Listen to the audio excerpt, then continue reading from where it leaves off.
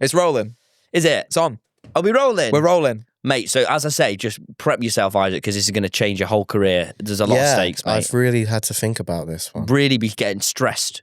Yeah. Seriously, getting Stress him out. No. The stakes are big on Be this hopeful. podcast. I feel like you should be a stockbroker or something, the way you're talking. It's like, I feel like I'm in Wolf of Wall Street, but like It's the been a podcast year. version. How much you jerking off, mate? That's a Wall Street reference. No, yeah, Oh. that's not the first question. Actually, that's not in the notes. not that much, really. No, that's not. I don't want to do doctor's orders. we don't. I don't like when Jack talks about it, so no. How are you? Yeah, good. Yeah. You Is this haven't how the told him to do the podcast thing, have usually you? starts? We have an intro. Cool. When you're ready, we're going to chat, and then you cut us off and say the title of the podcast. Okay. We really should start explaining this to guests before Jack, how you doing? rolling. Yeah, no, yeah, well, mate. Yeah, no, sick. Shut up, I'm talking. Shut up. Shut up. Oh, but Jack, before we get into the episode, do you see these new shirts we're wearing? Gorgeous. Oh, if you're listening, it's going to be hard, but imagine the best thing ever. That's the clothes we're wearing. And they're available on October 17th at soupmerch.store. Oh, and there's more designs than just this. There's designs for all the family. There's hoodies, Hoodies. there's keychains, Keychains. there's patches, there's Badges. books. But what? And if you buy merch, we love you. And if you don't, we hate you. And if you're a Patreon, you get access to the merch a day early. So October 16th is the day in your calendar. Get them while stocks last. Soupmerch.store. I'm talking. Shut up. That was excellent. That was good. It was excellent. Oh, that was good. It was That the classic delivery. Yeah. I feel like that was really nice to do. I've always wanted to speak like that at people in real life. Yeah. Yeah. What stops you? Just, social boundaries in life and stuff. You shouldn't be like that. Fucking- But sometimes I feel like I should be less of a people pleaser and I should just say stuff like Right. Well, we're not even at the 45-minute mark yet. Can we not? I don't want that. to be Or am I opening up early. too quickly for you? Is that what's You're going way on? too quick, mate. Let's Oh. at least have some banter before. We're joined today, episode 57. We got a brand new guest for you guys. We're joined by Isaac HP. Thank you for joining us. Thank you for having me. If you don't know Isaac, you probably haven't been on the internet ever because you've probably seen a video of him at some point shouting at a camera on TikTok. Is that apt? Would you say that's apt? Yeah. I don't make some of my stuff doesn't really have much depth. That wasn't what I was Hey, like. I feel like now I've insulted you. No. But yes, you have probably seen me shouting on a camera, saying something slightly relatable. Or, you see me dressed up as a minion. That was a big hit. I've got a lot of questions about that specifically. Yeah. It really fascinated me. By the way, audience, Jack's doing the guest intro today. I know I usually do it. He has an impossible issue where if What's the pointing out the obvious? for some reason, if we change anything from usual, he has to announce it, or like he freaks so our audience out. gets stressed. They're a delicate bunch. But no, I'm going to do a little tiny sprinkle. Oh no, yeah, at the end. you just do a bit now. Well, you're basically an internet, but you started as a stand-up comedian, right? Yeah. Before you're doing the internet. Stand-up comedian, sort I of- turned into a meme, and then I've made some serious stuff on YouTube. Stand-up That's how comedian you turn meme. Yeah, I turned into a meme. I tried to be stand-up comedian, and then I turned myself into a meme, and that resulted in a lot of sort of lads outside Weatherspoons putting me into headlocks. Really? Yeah.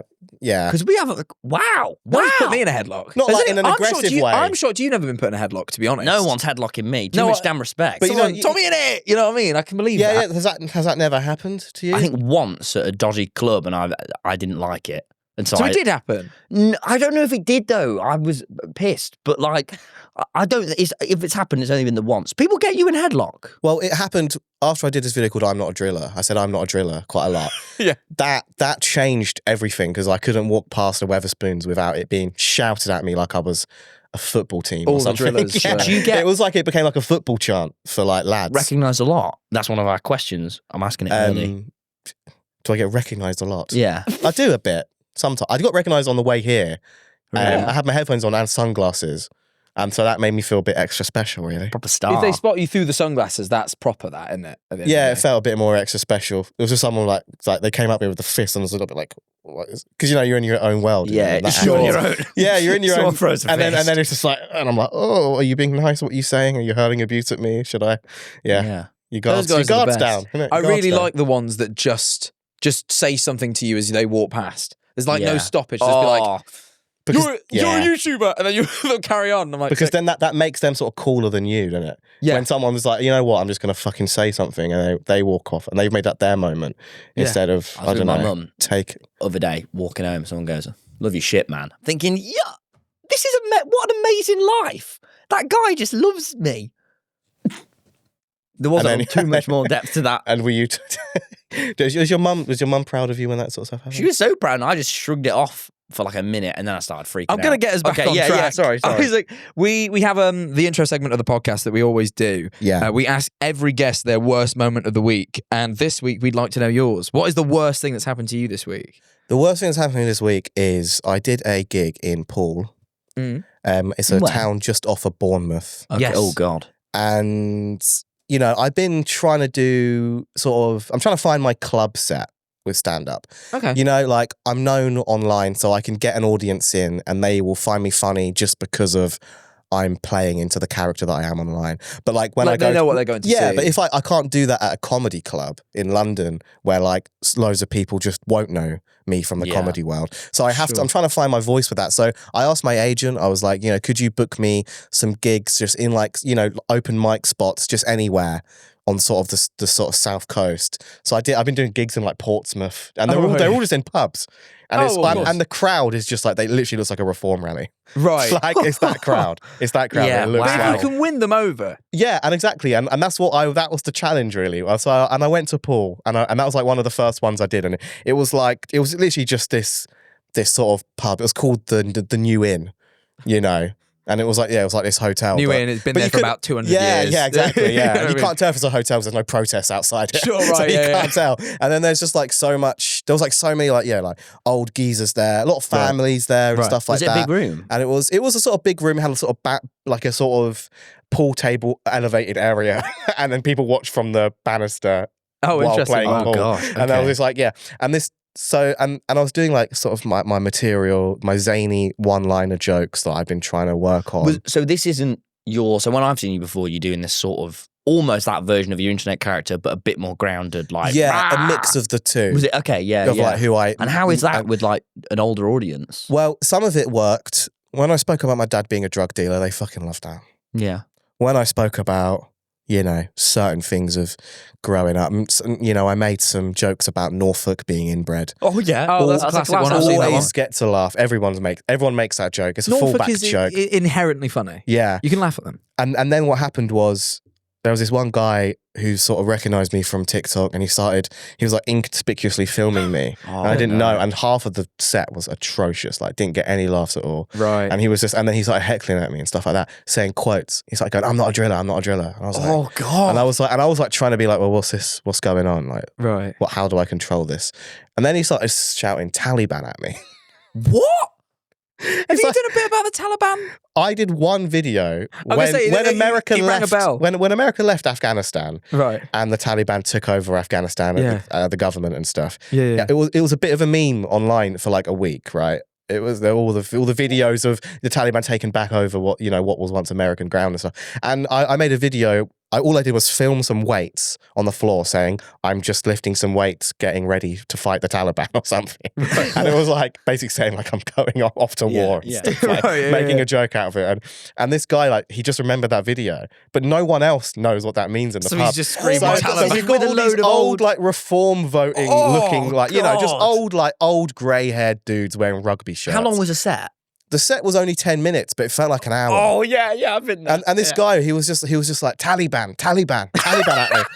And I'm just like, what? I forgot I made that video, so I had to quickly be like, right, everybody, I don't work for the Taliban. Because the crowd were getting really confused. And I had to be like, I'm this guy from TikTok. Some people from a certain generation, a percentage of some people know me for some things on the internet. Yeah. But this old man, he just thinks I work for the Taliban now. And it was this like whole thing. And I just like left the crowd. I left the gig being like, Did that what was- work? Did that recover? But I was just like, what did I learn there? What did I learn? I didn't really learn much. I won them over a bit with my rant at the end. Sure. But like, Did the that learning- recover it? The gig. Did it recover? It got Yeah. some laughs. Okay. And that's how I went. I dropped the character and I went on this big rant. I got a bit ranty, which they loved for some reason. That's good. But, it was, I feel like I just left the gig being like, what did I learn apart from the fact that some people think I'm I went and fought the Taliban. No, but you learn how to fucking deal with that. I mean, that's hard, and that's not going to happen to anyone. Yeah, and it was fun, but it was Yeah. just one of those things. There's plenty of shit things that have happened this week, to be honest. Oh, mate. No, I'm sure it's fine. No, I'm it's sure. going to be all right. I don't know if that was the shittest thing. What, No, it what probably were the other is. contenders? I don't know. Isaac, you brought up the fact that, as you say, a lot of people know you for the sort of character that you are online, because I would say it is quite a heavy character. Like it's quite removed from how you are now. This is you, innit? There's But like a then- voice to it, even. But there's a certain part of it that definitely is me in a way. Oh, of course. You know, I was a kid that would get in trouble a lot when I was younger. I'd have fits of rage. I would shout at teachers. And Sorry, I'm not laughing I'm not laughing at you. You Because at just the end of the said day, that's wrong. it was just And I'm sure you I'm just- sure I'd there have was reasons for that. uncontrollable fits of rage. I'd Yeah. say things to teachers. I'd stand up on the chair and I'd go, "You're criticizing me. I do not like that." Oh yeah, Stuff like that when they So would it go is a too little- heavy. Yeah. there's something to it. I was a bit of, I would shout quite a lot. I would do things like shoplifting, you know. Really? You've been taking that up recently, but not haven't you? massively, only a bit. Or accidental shoplifting. No. Or conscious. No, he consciously shoplifts and then fesses up as he leaves because he feels bad and then goes in and pays for it. That's the most like middle class criminal activity Yeah, that I'm a ever thug, exists. basically, yeah. These almonds, I forgot to pay for them. I'm sorry. Yeah, So- no, you do. If you forget to pay at that point, there you Yeah, always- yeah. I've done it a few times. Once, you know. So I you were bought- you was bad when you was young. When I was, I would definitely Did you do go around here? shoplifting. I would do lots of things when I was a kid to get free things. Like when I was a kid once, I had, I still have long, scraggly, rough-looking hair. You know, and when I was a I'm not kid, one to when I comment. was a kid, you know, it looked worse than it looked Okay. because everyone else had short back and sides, and then there was me. I looked like a sort of creature of some form, you know. Sure. And I remember I would do this thing every single. There was this guy. I was from a poor family, but Were you in It- Brighton? no, this was in Norfolk and Thetford. Yeah, I don't know if you where remember we from grew up. Norfolk. Oh, I didn't know you were from they're- Norfolk. Oh, yeah. they're inbred After there. school, you know, everyone would go to Londis and everyone would have money. You know, Oh, everyone okay. would have money to go get a pound coin, you know, go get yourself something. Sure. And I would just wait by the door and sort of do like Puss in Boots eyes at the guy, looking like a little scraggly homeless kid. And I'd just like stand by like this. And they'd be like, "Go on, mate, get an energy drink." And I'd walk in and get you a boost. Yeah, I'd walk in and get a boost. Literally, I'd get a boost. He was like, "Go get the cheapest drink," Yeah, which was free like a little 39p bit. boost. Yeah. Fair play. Yeah. And every day, I did it every day. Oh wow. Yeah, every day until I got banned from the bus that took me to that shop.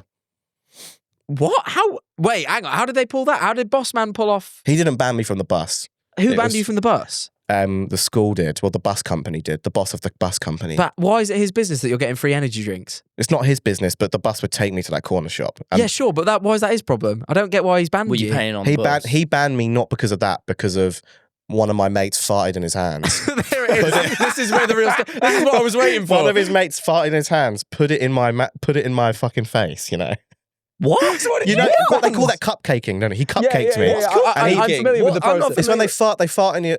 You fart in the hand, make a nice. You cup it You cup it, and then in the face. and then Hang you on, put you it in can the move face. smell. Yeah, and it's like a full fart in your face. And he did that, and it made me want to like gag. I can literally smell the fart now. I'm almost gagging. And I jumped over like 3 chairs, ripped loads of curtains off the bus window. And, There it is. Yeah, because I was just trying to get away. I was like, oh. And One of then your obviously, and then they ages. stopped the bus. I had to sit next to the bus driver for the whole journey up to school. You know, And then they banned and you. they didn't just ban me; they put me in isolation for a day. Oh, and it was no. all because I didn't want to grass up my mates. I was too embarrassed to say that I had someone farted in my face. I don't even know if they would let Wow. you off.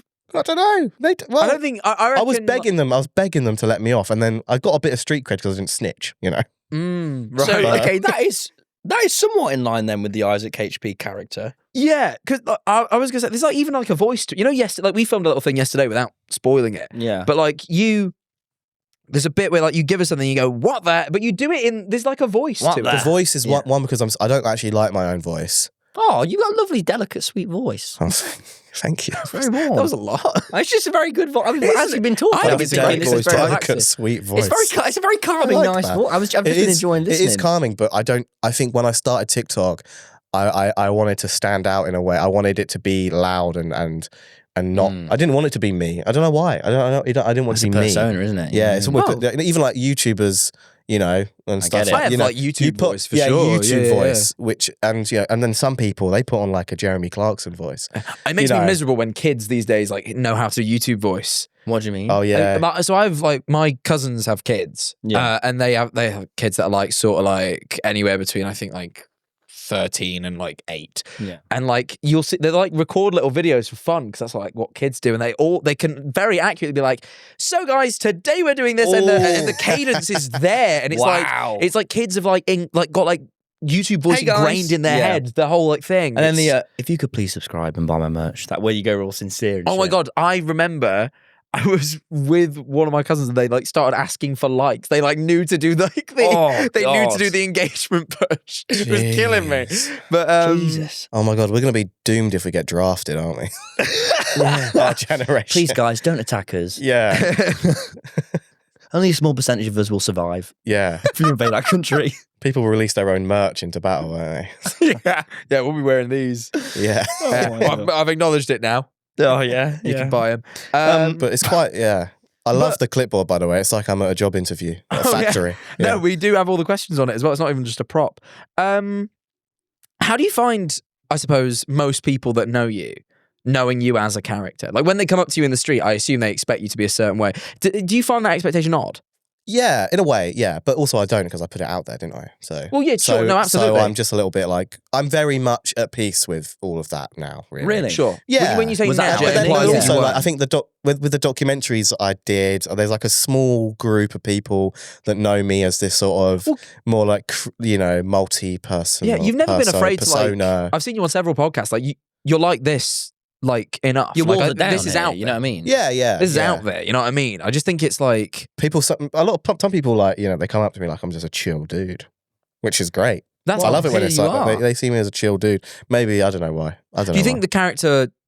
Do you think you'll always, when you create content, like specifically for TikTok and stuff, do you think it'll always be within that character, or do you imagine you could ever do something that's a little bit more you, or have you? To be fair, I actually don't know. I kind of like putting on that nasally, punchy voice. Yeah. it's funny. It is funny. It's great. I really like But it. like, I don't know. We'll see. I'm gonna be filming like a lot more. I put my foot off the pedal a bit, and I went to therapy for like a year and a half. And now that's I'm good. lads. I think that's good. and now I'm with all this. stopping therapy like next month, Oh. and now the demons are creeping in again. It's Yeah, you like- can't be funny. and with it's like therapy. I became like less. I didn't become less funny. I became more introspective, that did make me less funny. I find you can accidentally do that. I don't know that it's a bad thing, but I think you definitely can. I think you should always put yourself and your mental well-being first. I But burnt out insanely. I find comedy is a place and an art or whatever it is you're creating. Like you kind of work through your problems, your troubles. I do find Yeah. I'm funnier when I've got something going on. Yeah, me too. I hate think that. we I all hate are. to say that because I don't like to encourage But people to it's- suffer it's- for work. You need but I do find it. when you're struggling, you need like It's like a much more necessity important to have the I outlet. need to make someone laugh. I need to be feeling, it's helping me out just Yeah. as much as it is the audience. But that's all I think. So like dropping the character isn't actually like it's not like not being myself or being myself. Sure. It's more like doing this in a way that benefits what I actually want to do in my career. Sure. More than doing things based on like external validations. Because, in this sort of job, like it's very people looking at you and stuff in any form that you do it. Yeah. And you can get wrapped up in quite a lot of bullshit in the Well, process. yeah, you lose your motivations quite quickly. I Yeah, find. and then like you can be like surrounded by people that just all want to get brand deals when you just wanted to do comedy Sure. and stuff like that. And then like that talk is quite burnt. Like I don't want to be thinking about, is this person going to sponsor me based on this joke? I want to like try and hone in my own stuff and like maybe make live theatre stuff more of a career that sustains me a bit more and stuff like that, instead of being like, right, I'm in an influencer space as well. I don't want to, I don't know what I'm really saying, but I just, No, that's- it's not dropping the character. It's more doing it for a reason that actually helps my life a bit more. That makes sense. 'Cause, That's yeah, fascinating. absolutely. Well, Yeah. look, I mean, I've got a lot of questions really diving into that, diving into your craft, what motivates you. You're like a fucking ton. But I think first it would just be good to zoom out a little bit more and like talk about the first time we all met. Because first time I met you, you just came up to me in the road. I did. And that was apparently what we've learned First today time was you that's met the same him, thing you did to me. Yeah, and I came up to you in the road. Yeah, you just approached us both in the very in street. character. Yeah. I've met a lot of people by coming up to them on the road. Do you just do it? Like, fair play. Brighton's Why are you small. always There's a on lot of the people road, here. mate? I walk around a lot. Do you? Literally every day I'll do a walk around. No, just walk around the city. I just walk around the city and I just see what's up. What have you found that's been up? Yeah, Oh, what? yeah, new places, new smells. I'll walk Sometimes you around walk park. it smells differently. You know, they're doing bao buns now. Sure. Yeah. I Patches walk around the everywhere now. You can park. smell it. You know what I mean? I love walking around the park. I don't just walk around the city. I love walking around the city. Like, oh, I'll go down this road today. So what's going up there? Funeral director. There was Preacher Man for a little bit. That was an interesting little twist. Did you see the Preacher Man? Well, he walked up my street today. Did he? Yeah. Is he still about? I thought he got banned. Well, no. Well, I think if he's moving, he's a moving target. Oh, right. Okay. he's hard to spot. I think sometimes when he gets banned, he just moves around, so he's never in a place. He's never in a place, and then when I'm walking around, you know, sometimes you end up behind him. You're into him. Yeah, depending You how see you're dressed. you Bird don't Whistle want- Man. Bird Whistle Man's a classic. The Bird Whistle Man. Yeah, Yeah. he is a classic. He's also, I don't think he's very nice. Whoa. Just for clarification, since I've moved to Brighton, and I believe for decades, there's a man Yeah, who walks yes. around the lanes just blowing a bird whistles and selling bird whistles. No, he does bird whistles himself, and he sells bird whistles to make. But he just walks around and goes. yeah, Just like I but can't all do it. day. Like, all day, every day. All day, every day. And yeah, and he's like a local celebrity, isn't he? That's, Yeah, he's and Birdman. you know he loves being a local celebrity. Like that is also a part of. It's not just he was like, there's such a market in bird whistles. No, like no. he's like I'm a character. He wants to be like an eccentric We're Brighton talking dude. about it. That's what I Yeah. think. Yeah. Yeah, exactly. It's Like work. he is a famous guy in Brighton. But like once I was filming, maybe this is me being a bit like it's all about me kind of vibes. But once I was like doing street interviews and stuff, and I was like, I'll pay you. How much do you want to be paid to like be in a video? I understand, like, you know, if you don't want to do it for free, like I've got a really cool sketch idea. You know, I'll pay you to be in a sketch. And straight away he was like, I will not ever be in somebody else's video. Like I will not ever do Whoa. something, and he was like being like that. Fucking And I hell. was like, That's sick. I came up to him quite like nicely and like, will not you know, ever. like I do comedy. Like I want to be like, I feel like you as like the bird guy. There's a really funny idea I have where I don't know, I'm saying stuff to you and you just do different bird noises at me, and it could be quite fun. I don't know. Sure. Yeah. And he just like straight away shut it down, and I was like, but like at the end of the day, like you are also the bird whistle man. like you don't want to be in other people's. That like everyone already knows you.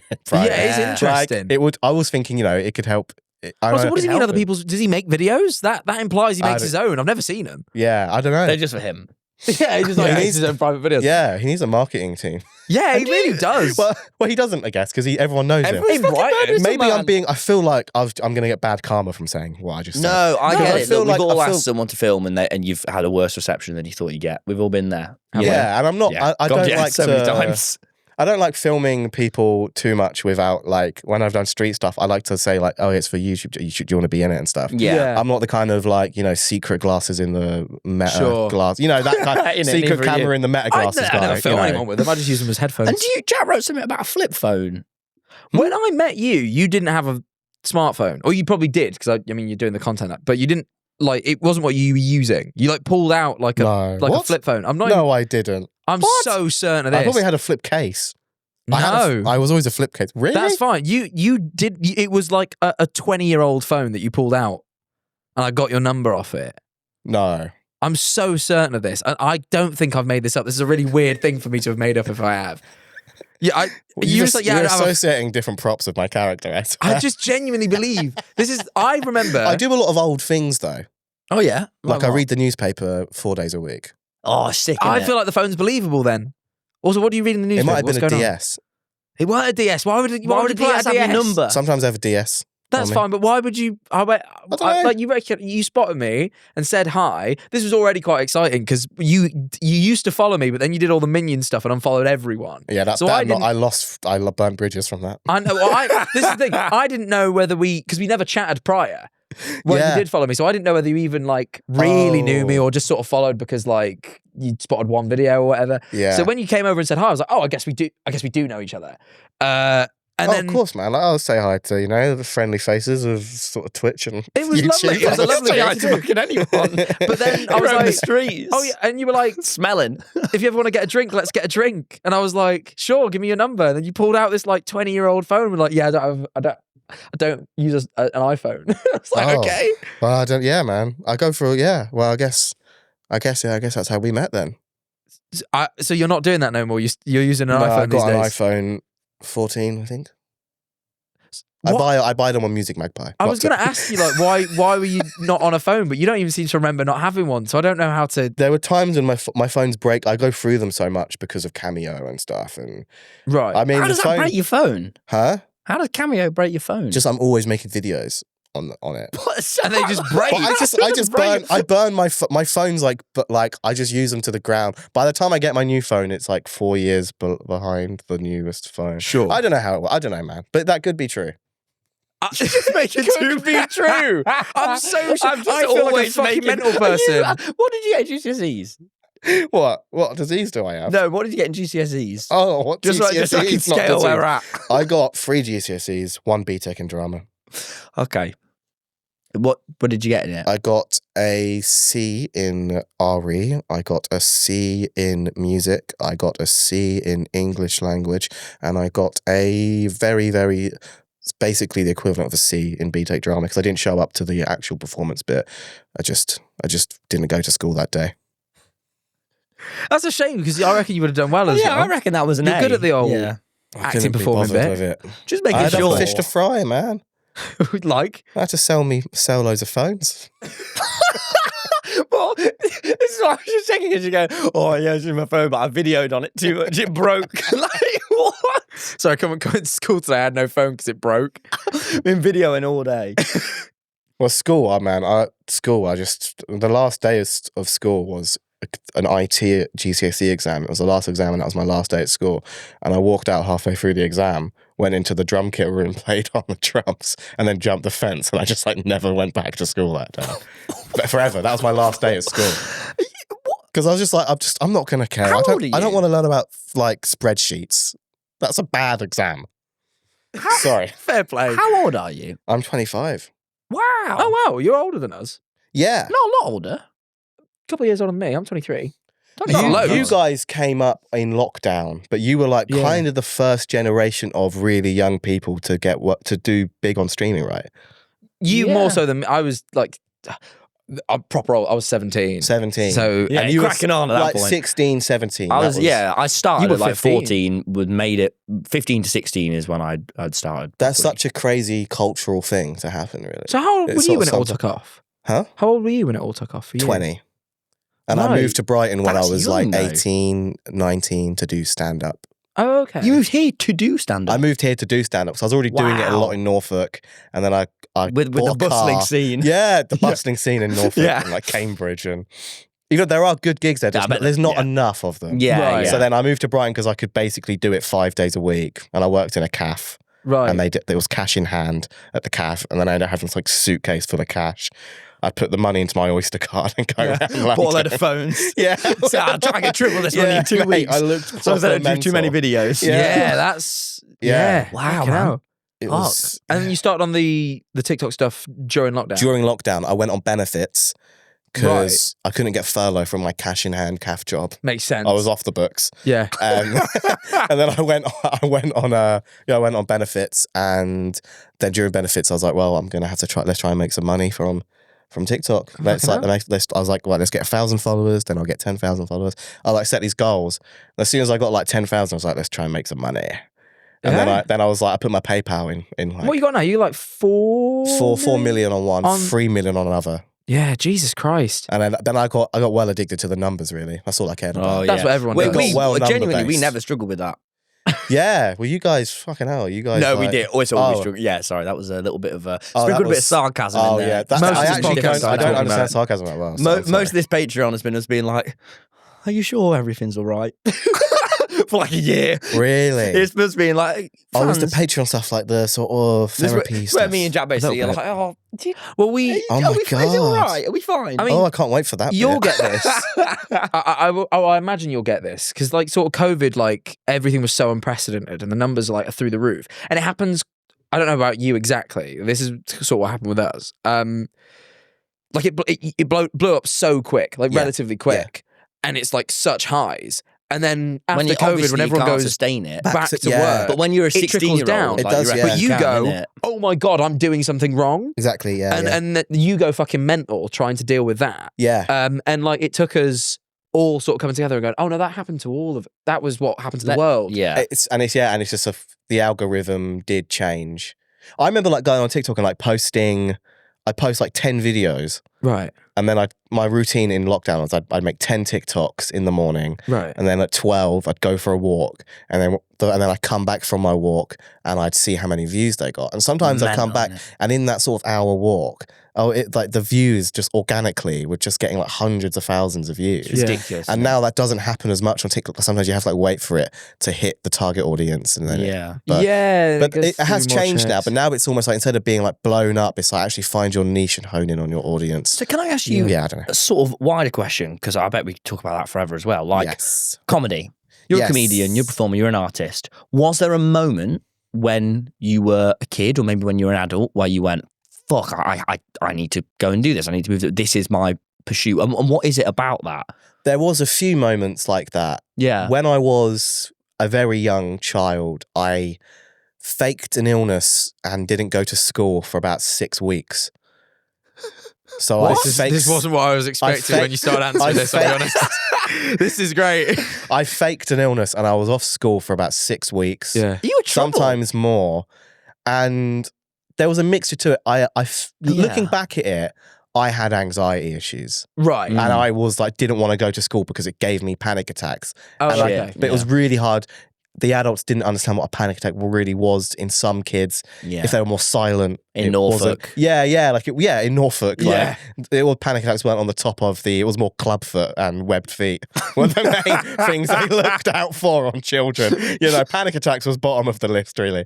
You know, and when I had those kind of, when I had those sort of panic attacks and stuff, I'd say, I have issues with my sinuses, and I'd really long off these symptoms, like, I'm so like sluggish, I can't go to school. And I'd put in all these, when I was off school, I'd put in these sort of videos that my mum had, you know, these like adult comedy videos. Oh, DVDs. Well, video tapes, you know. Oh, God, not DVDs. Tapes, of course. But like we had like a video player and it had all these, we had like a show called Trigger Happy TV, which was like Dom Jolly. And then there was this other show, the Ali G in the House. Ali G in the House, we had that on video. And I'd watched that over and over and over. I was like, this is hilarious. I was like 10 years old, it had a lot of rude stuff in it. Yeah. And then in my head, I got so obsessed with Ali G in the House, I started to like write an Ali G in the House school play. And I was like, because you know it was like the classic school plays, Oliver Twist, Charlie and the Chocolate Factory, Matilda, stuff like that. And I was like trying to come to the teachers, being like, let's do Ali G in the House. And we'll do a school play of Ali G. And I will play Ali G. I'll be Ali G. And everyone else can play his gang friends, you know, you know, the politician, and I was like, let's do the whole film but on a stage and kids playing it. And have you ever seen Ali G? No. That was like this. I'm laughing along. It's Sacha Baron Cohen. It's Borat. Okay. Same actor as Same Borat. guy did Borat. Sort of Borat-esque. Yeah, Borat. Not the character's very different, but the idea. So after that, were you like, was, I need to do something like this? Well, I think that was me finding out that I wanted to try and write weird, outlandish comedy, I guess. Sure. Because it was quite out there. It is out there, yeah. And then I think, you know, after school, I didn't know what to do. Yeah. No GCSEs, both my parents, like, you know, but I basically grew up in a low-level form of poverty as a kid. Yeah. Right. It kind of felt like I'd work in a factory, or I worked in Iceland for a year. I worked at Sure. It was You like, did all those? everyone wants to do those kind of jobs, you know. You did those? Yeah, Oh, those wow, kind of jobs, and it was sort of, I was expected to be Iceland. I thought you meant Iceland, the place. No, much lower. Div. No, Iceland, not Iceland. I was like, wow, the shop for the frozen food. Yeah. And stuff like that. And okay, not to. I feel like I'm rambling on here, but no, not at all. But I feel like I had this weird thing where I started to notice when comedians started doing podcasts, I saw another side of them. It was like, actually, they're just normal people, and there's another side to them, and it sort of made me realize, oh my God, I can actually just write something and try to put it on stage. Right. So when I was like 16, I booked a gig at a place called the Birdcage in Norwich, and did quite well my first gig. Oh yeah. And I sort of already had this dream of like, I'm going to be a comedian. I'm going to do it somehow. I just got really obsessed with it, really. But I felt it was this feeling of like not having anything to lose. It was just like, I'll probably end up just working in a shop anyway. Yeah. So that was sort of what I thought I'd end up doing, was working in I get you. working these sort of like factory jobs and stuff. So I felt like I didn't actually have anything to. I was like, I want to do this. I might as well just do it. And I sort of saw this opportunity to be like, right, I hated school. Yeah. That was fear-inducing. Let's just. Yeah. But I like to chat shit, basically. I was like, and there's plenty of people were doing it. Plenty of people chat shit for a living. Innit? Yeah. And I thought, I'm a bit of a rambler, a bit of a yapper. I'll just make that a thing. You've done all right. Yeah, I guess so, yeah. I find it fascinating because the thing is, though, you've done that and you get into the stand-up, right? And then you sort of get into TikTok over COVID, which makes sense. A lot of people moved over to social media because you couldn't do gigs. Yeah. I assume that's what happened, yeah. I couldn't do any gigs. So. But then, like, as you say, you like make the documentaries and you make the short films and like they're fucking really good. You're like really good at it. Really good. In a way, like I think, like, I watched the M. Dot documentary, which was fucking incredible. But like people were saying it in the comments, and I completely agree. It reminded me of like the really early like Vice stuff where they go out. And that's what I want. Early Vice was great. Impossibly good. But when Vice actually made less stuff, they were better. Yeah. And now they make so much and it's oversaturated. Can I ask? This is a slightly deeper question. I'd usually sort of say for the Patreon, right? But I've spoke to a lot of people sort of off the podcast who have a much rougher growing up, and then when they get commercial success, as you were saying, it's like, oh my, let's maximize this. And we've all experienced various degrees of that trap. Yeah. But it feels like you've had a much tougher upbringing than me and Jack. Like, how have you? It's beautiful and fascinating and brilliant to me that you've stuck to this proper artistic route. I'm doing this. Even the way you were talking about your comedy earlier of what did I learn from that? I went over here, I travelled to this gig, I didn't learn. What is it that I felt like I motivates you artistically? Because that's like brilliant. So it's inspirational. Yeah. So I don't. What's that question in a short way? It's a lot. You said a lot. That just made me really emotional, and I didn't know why. Yeah, sorry. Oh no, just like you're sick as fuck. What keeps you going, and why you're not chasing views like the rest of them? Yeah, it seems that you're.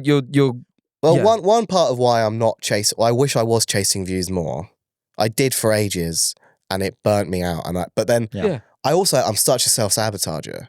Right. I could be like more established as a thing. A bit more, but I just think that like I self-sabotage. There's this weird part of me that just thinks like I don't deserve certain things, or this person doesn't like me. Sure. This person doesn't like me. They're this, like, there's loads of different, in this sort of world, there's loads of different groups and scenes and different parts of YouTube and stuff. And then like, it's like, well, I don't know where I fit in with it all. Sure. Right. And then it's like, so I feel like sometimes I just get a bit like, I just sort of freeze a bit with it, and I just don't, and I sort of put a bit of self-pity on myself. I'm like, I don't like know where I belong in all of it, because it still feels like such a mad shock to the system.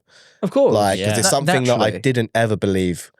There's a part of me never believed that I could do something like this as a job in any way. And even before I started doing stand-up, it didn't feel like lockdown made it a possibility. But before, so it feels like I sort of got catapulted way before into like, right now, comedy is my job. Yeah. But I don't know if I deserve it all sometimes, which is kind of weird.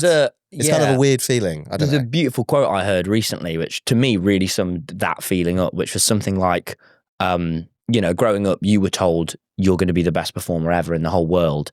And you were told you're worthless, and you believe them both. Yeah. You know what I mean? It's like everything you're saying and stuff, I especially more than my younger years, I'm really identifying with now. And I'm like, fuck, this is, I really feel that. Yeah. And it's difficult. And like, how have you, because to me, the things you're describing as self-sabotage, to me, I'm like, that's like, we're watching your video in there going, fuck, this is so sick. Like, how? But then it's like, there's this, I don't know why. I don't know if it's like working class shame. Yeah, which is like a classic thing of it is a thing, absolutely. Of like, I feel like growing up in a certain way, anything creative is sort of shunned upon as sort of a bit like, because you felt that, a bit like. Well, you grew up in sort of, was it Ilkeston? Mansfield. That's it, Mansfield, near Nottingham, right? Yeah. Yeah, and that's quite a rough area, isn't it? Yeah, and like I was in a slightly nicer bit of it. I don't want to pretend like you know, Yeah. I don't like making it. But also, I like, it's different because you go to school and then you see certain. But yeah, the people that I was around, like, I didn't have it so much. Like, thankfully, my mum and my dad's a very creative person, so I sort of was quite away from it. But it's what the environment you're in, right? And definitely, it was yeah, I don't know. I do know what you're talking about. There is that certain part of it, and I feel like sometimes that kind of go like, oh, you shouldn't. Sometimes I just think like I should just go back to. Genuinely think I just need to like get a job. I sometimes do get I feel that completely. Like, which sounds that I don't want to sound like this is. I'm obviously in a very privileged position. I'm obviously in a very. Get it, but then there's this like side of like, you know, I didn't. My dad and my uncle worked in these factories, and I thought that was what I had to do. Right. And then like but knowing that I was creative, and knowing I had creative family members that never quite put it out, because there was this anxiety. It's like a word. It felt like a sort of anxiety of like, you know, it's useless. It's worthless. That definitely. Yeah. I get that completely. That's what I'm trying to. I definitely experienced that with people where creative people, but they would essentially suppress it because this is the way things are, and you're going to do this or like, you know. And I was like gearing up to do like tech support, and that's why I worked tech support for a little bit. And I'd still to this day get these like moments where I go like, oh, should I just go back and do it? Because there's something easier about it. It feels easier to relate to the people that I know so well, and it feels like there's an identity to that sort of having that like sort of. There's an identity to like that area and like that sort of like life. Yeah. And I feel like when I go back home or whatever, I feel a bit like removed from it. Feels like that's all happening over there and I'm sort of over here. Yeah. But there's always a piece of me that feels more comfortable there. Yeah. And it just occasionally calls to me. It's like, oh, why don't I just go back? And there is move to a small town, and I do. Home will always be home, even if it's hard to go back to. Yeah. It's still home. It still makes you feel. Yeah. And like I think, you know, I don't want to like shit on it, because I think I had it quite good, like personally, is the way I always look at it. But definitely, it definitely makes it when you then move out into a more creative industry, but also like Brighton as a place. Brighton is a lovely, lovely place and a massive, massive bubble. It doesn't feel real to me. Yeah, like it feels like everyone here is in like a fantasy land a little bit. Yeah, and there's a lack of groundedness to this city. Yeah, that I love, and it attracted me to when I was a younger person. But now I'm like, I was just up in Scotland for the week, and you know, you're walking past these people and having chats with fishermen, and you know, and I'm having a chat with this fisherman, and I'm asking him about his, and you just have these such real chats with people who are really contributing to society. Then you come down here and it's like, well, Brighton is like built. It was a fisher town, but then it was made by a royal coming here and building a palace. Yeah, and then like turning it into a party place, and then it has had rough times in Brighton, and then over time it's turned into this, and it is an amazing beautiful. Brighton like saved me. If there wasn't a place like Brighton where I could like come here and like feel like I can just, you know, no one in Brighton, people in Brighton, like, oh my god, they all got like free jobs. Everyone here's got like free little things they do. Yeah. Like you can never pin someone down. It's like, I do freelance painting. I work at a fudge shop. And it's like, but that's what's so sweet about that. You can do it in this. You can do that in this city. You can do that, but then also there's a privilege to it as well, because Absolutely. a lot of places in England don't have that. You could not. And there are a lot of people that want to be creative that don't have the funding, don't have the, you know, they can't. I don't know. Maybe I'm trying to not. I hope I didn't sound too privileged. Not at all. No. I don't know. I want to be aware of where I am now. Oh, mate, I'm middle class. Do you know what I mean? I never had a job.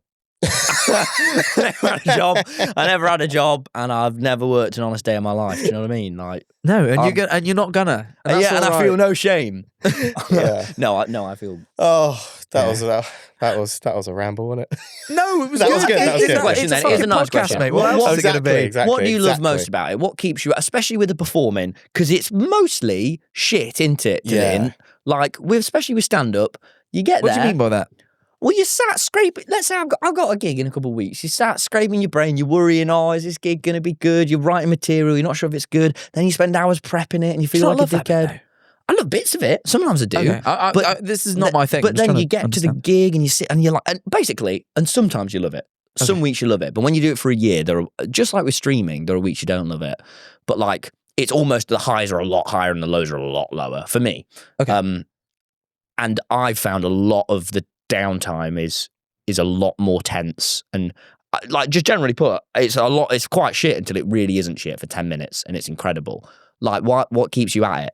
The keeping at it for me is just the actual process of making something and then putting it out, then going to the next thing. Yeah. And then just like, and finding something funny and then putting it out. And I'm really trying to focus on like the character arc vibe and like, you can really, I need to like always remind myself that I can really just do anything like when it comes to that kind of stuff and just keep. Say more about that. What do you mean? Like, you know, like I feel like on TikTok I've always changed my joke sort of every year, or I milk something and then I release a short film and I need to just like realize that I don't have to be stuck on that one joke. I can like change myself a bit and then like, and that's what's so fun is like the process. Like the writing side of it is like the most grueling part, but then that needs to be the most fun part of comedy as well. Is a sitting down and like loving your eye, like just writing down stuff. Falling out, and just like seeing and then like seeing and you're gonna write stuff that's gonna be terrible, but then like finding the more you write,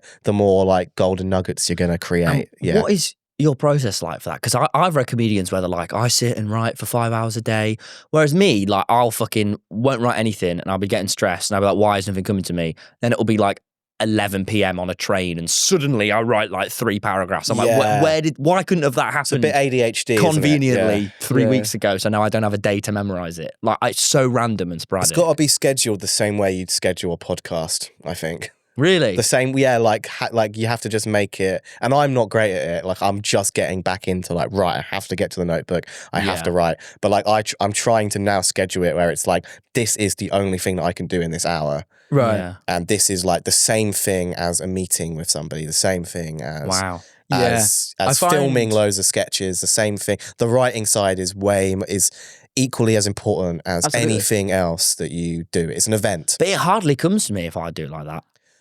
Yeah, everyone is different, but then but how do you know? Like maybe it depends. Everyone's different, but then like Harry Hill, I've been reading his book at the moment. He has a book called Fight, and he says that he never has writer's block, and because he just sits down and he just writes and writes and writes and writes and writes for an hour, and he just makes sure that he continues writing, and even if it's just words, it doesn't have to be full-on jokes. He just writes words, and then he tries to find things funny, things that he finds funny.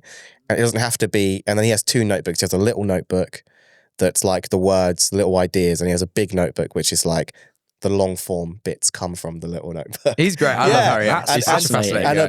But he's like, it's a way of it. He's like, he has to be like a machine with the writing. Yeah, there's loads of funny things. There's loads of objects in a room. You can just write about something that's annoying you that day, or something that's, you know, a tap that doesn't work in your house or something. I don't know. Yeah, I think the difficult part with what you're saying, kind of what you were saying about like scheduling it like a podcast or like filming, is that because it is a solo thing, or at least in the way you're doing it right now, it's hard to hold yourself accountable. Like if you don't show up to the podcast, I'm gonna call you and be pissed off. Like you know what I mean? In a way that like that, I think that's why I struggle with. And why I don't really do this sort of thing, because I find writing impossibly difficult. For like anything. It's a deadline when it's knowing I have a gig in 2 weeks is what kicks me up the arse to do it. I find writing so tough because I don't. It's such a necessary part. To me, it's the necessary part of the thing that I find interesting. I love performing. I love doing that part. Like writing is only necessary to that. I don't actually enjoy writing in any capacity. Like I don't find the process interesting. Did you like at school in like English language? No, God no. I thought it boring. Like I just really, really don't enjoy writing. Yeah, I like cooking up ideas in my head, but it's very non-verbal. I think very visually. Like you love writing. You're like a hands-on. Yeah, I'd love to like get in a room with you and shoot back and forth until we come to something, rather than like I'd rather go in blank. When is your book out? I don't have a book, man. I can like tell you here's 3 jokes that I like, and you more than anyone can articulate what you don't like, what you change, why it's wrong, why it's good. You love editing. Yeah. Great at editing. But like the actual being in, you're more of a director than you are the person in with the tools. I like being given a skeleton and exactly. But you don't building like off of that. I don't like skeleton. I don't like a blank canvas. It's like almost like there's too much possibility. Yeah. And then by that point, I'm just like, oh. Fucking whoa, you know? What's like a big no-no when it comes to streaming? Like, what's one of those things, like, you know, like TV presenters have like certain things that they don't say, so the crowd, so that people on screen think everything's like going well, even when things are slurs. That is the big one. That is the big one. Okay, slurs. What do you mean? Sorry. Like how? Like I think it's something that I just have never got. I've never understood how streamers get popular. Like, what is it about? What is it about like your do you like have to boost your personality a lot when you're streaming? I think I used to. I think I stopped. Really? I think that's probably why like the views have trickled over the years. I think I got sick of it. It really depends. Let's go out now. I'm like, this is how I am. Who you are, what you're trying to do. I guess why you enjoy streaming. Yeah. So, I mean, like for me, and I'd say, I'm going to use like me and Tubbo as an example, and I think you sit somewhere in the middle in terms of what I'm about to say. Like I did the school plays at school, and I love English, and I love stories, and I was just fucking always talking like at my mum, always. And I love that performance. So when I got to go live, and even when I had like 3 viewers playing Bed Wars, I was like creating like cinematic shot. It was always very cinematic and story-esque, you know. Tubbo is someone who just loves having company and is brilliant at it, and is brilliant at talking, and is brilliant at being a traveling companion to someone and being there with them and engaging with those people. In a way, in my stream, I'm fucking hardly looking at the chat most of the time. I was, you know, almost looking at their vibe. So for him, it's much more akin to, say, sort of, I guess like a podcast, but like he's amazing at connecting with the audience. Yeah, whereas so he reads stuff out and then he reads it and he's talking about it and conversating with like you know, a couple thousand people at a time. Yeah. Whereas for me, I'm much more of a showman. Yeah, and this is why I've preferred moving onto the stage, because it takes the thing I've enjoyed about. You'd be great at a game show. Oh, I love that. Yeah, see, so I mean, all these things like this is the internet. Like I love. Those were performing, present an hour, and then I'm done. Yeah. Whereas like, and you're sort of, you love. I'd say for me, like you can do both. In a way, I struggle to do what Toby does. Sure, I think these days I go through periods. Like at the minute, like sometimes I really like just being more myself.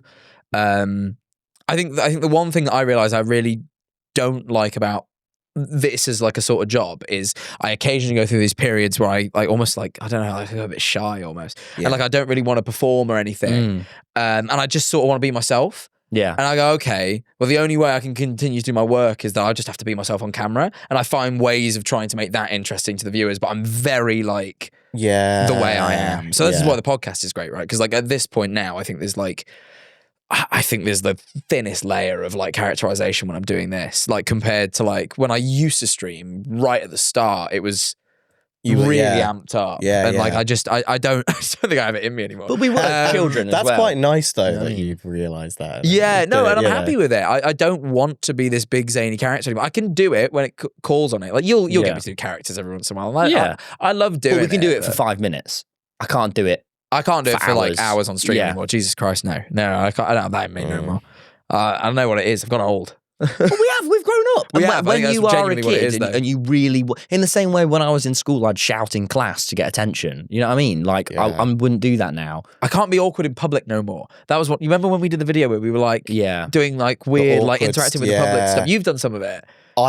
That is so hard. I can't do it because I feel like as I've got older, I realise people's feelings a bit more. Yeah, you and I don't want to upset someone on their day. Like I know what it's like to walk down the street and like something happens and it just makes you really pissed off. And then like I just don't want to be the kind of guy to trigger somebody's fight or flight in public. To be honest. I don't have it no more. Like, I can't be weird unless it's genuinely funny. Like, but I don't know. I used to do like awkward stuff. I know what you mean. Yeah. And when you get someone, you know, like you're sort of like pissing them off a bit. Yeah. Like I'm like, oh my god. I remember when I used to film those videos, there were like 10 minutes at the start where I'd had the camera guys with me and they're like, you're going to go do it? I'm like, yeah, in a minute. And I just have to amp myself up for like a while. And eventually, once I was going, I could go. Yeah, once you get the first one. Yeah, it's fine. And then... and I would like disappear into like... It's like I'd almost dissociate. Like I'd like completely disappear. It's like rejection therapy, isn't it? That kind of stuff. Yeah. What was that? Like rejection therapy. Like, you know, like you do things that will involve rejection in public to boost your confidence of like when it comes to rejection. It does. Like leafleting is like one of the baseline levels of rejection therapy. It's like leafleting for a show or something because people are going to turn it down, so you just have to accept the no's face to face with strangers, and then but then doing it, you know, being an idiot in public. It's a big one. You have to like temporarily deny all the things you've learned about being a person and being considerate and not making a it's like Yeah, it's like your throw it all survival away. instincts of like protect yourself. You know what I mean? Yeah, they just go. You have to put that to the side. Yeah. That I used to find that very difficult. But we gave used some- to do yeah. it. Well, you did it. I can't believe we used to We do all it done because I genuinely don't think I could do it anymore. It's really. I don't think it's in me. I have it in me, but I I don't believe that. but I can always sort of alt tab. Yeah, I can't when do I have that. to. It's like I can't Yeah. do it no more. But yeah, I don't remember where we are, and we've just We sort of- really just we've just this is went We went beautiful. free flow. we just Oh, went free we flow, but it's been free-flowed. great. What are your worst gigs? You got any good ones? Worst gigs. Yeah, I'm sure I have a lot of worst gigs, to be honest. I did one the other day, which I've told around the podcast at Snikrep, where I did 10 minutes. It's 12 minutes about dementia and 1 minute Oh, about lovely. my intimate life, and it was to silence.